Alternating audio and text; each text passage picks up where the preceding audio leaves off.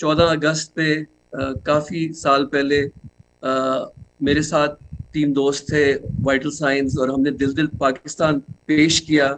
اسی ٹائم پہ ریما خان جو تھیں، انہوں نے، مجھے یاد ہے کہ فلمز میں آئیں، اور ان کی بلندی، اگر میں غلطی نہیں کر رہا، ان کی آتے شروع میں بہت سپر ہٹ فلم تھی۔ تو ریما خان بھی انہوں نے جوائن کیا ہے، اور ان کا سوال آپ کے لیے۔ بہت شکریہ سلمان۔ اعوذ باللہ من الشیطان الرجیم، بسم اللہ الرحمن الرحیم۔ السلام علیکم خان صاحب۔ خان صاحب، میرا آپ سے سوال کرنے سے پہلے میں یہ کہنا چاہوں گی کہ پاکستان کی 75 سالہ تاریخ میں آپ کا کردار ہم سب کے سامنے ہے۔ ایک کرکٹر کی حیثیت سے آپ نے آغاز کیا اور آپ نے بہت زیادہ کامیابیاں حاصل کی۔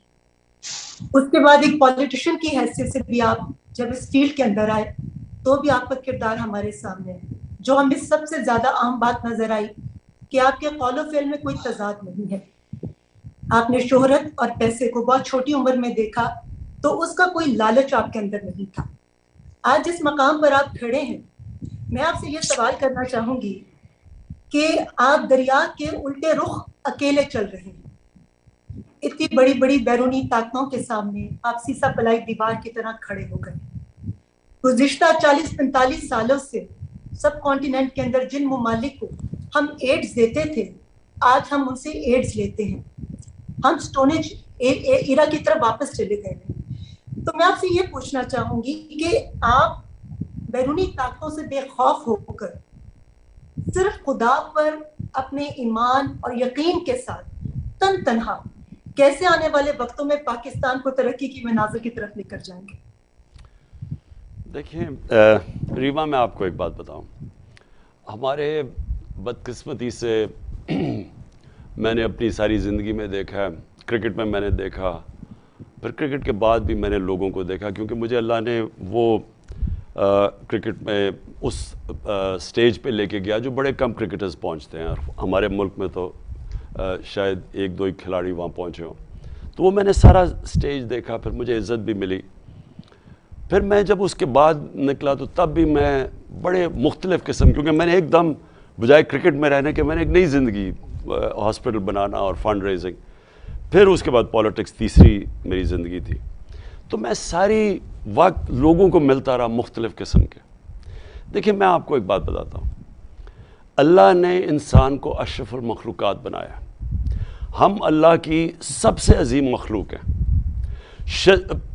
فرشتوں کو کہا کہ انسان کے سامنے جھکو، کیونکہ شیطان نے جب نہیں جھکا تو اللہ نے کہا تمہیں نہیں پتا میں نے اسے کتنی صلاحیت دی ہے۔ مولانا رومی اس کو ایک اور طرح کہتے ہیں کہ اللہ نے انسانوں کو کہتے ہیں جب تمہیں پر دیے تو تم کیوں چونٹیوں کی طرح رینگتے ہو۔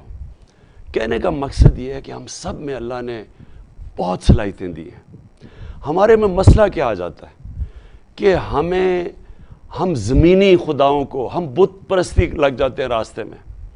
ہم خوف کا بت پوجا کرنا شروع کر دیتے ہیں کہ مجھے کوئی ذلیل کر دے گا، میں فیل ہو جاؤں گا، مجھے کوئی مار دے گا، مجھے میری رزق، میری نوکری چلی جائے گی۔ یہ سارے جو یہ خوف کا بت ہے، یہ انسان کو روک دیتا ہے اپنی مقام پہ پہنچنے کے، اپنی خواب کے پیچھے۔ تو ہمارے نبی صلی اللہ علیہ وسلم جو ایک ہمیں اللہ کا حکم ہے کہ ان کی زندگی سے سیکھو، تو وہ بھی تو ایک، ہم نے ان کی زندگی سے کیا سیکھا؟ وہ انسان جو صادق اور امین تھا، 40 سال، وہ صرف 10 سال، جب 40 سال کے بعد ان کو نبوت ملی، 10 سال صرف 40 لوگ مسلمان ہوئے تھے۔ ہر قسم کی مشکل ان کو اٹھانی پڑی۔ تو اللہ نے ہمیں ان کی زندگی سے کیا سکھایا کہ انسان کے ہاتھ میں صرف انہوں نے نیت اور کوشش دی ہے۔ اللہ کا جب فیصلہ ہوتا تو جب 13 سال کے بعد وہ مدینہ کی ریاست سنبھالی تو دیکھتے دیکھتے انہوں نے دنیا کی تاریخ ہی بدل ڈالی۔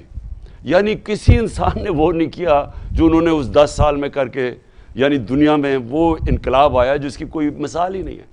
تو ہمیں جب وہ اللہ کہتا ہے ان کی راستے پہ چلو، تو ان کا راستہ مشکل راستہ ہے، لیکن جن لوگوں کے پاس یہ قوت ہوتی ہے اپنے خوف کو قابو پانے کے، اور اللہ میں ایمان رکھ کے، اور لا الہ الا اللہ میں ماننے کی، کوئی نہیں ہے خدا اللہ کے سوا، وہی لوگ بڑے کام کرتے ہیں۔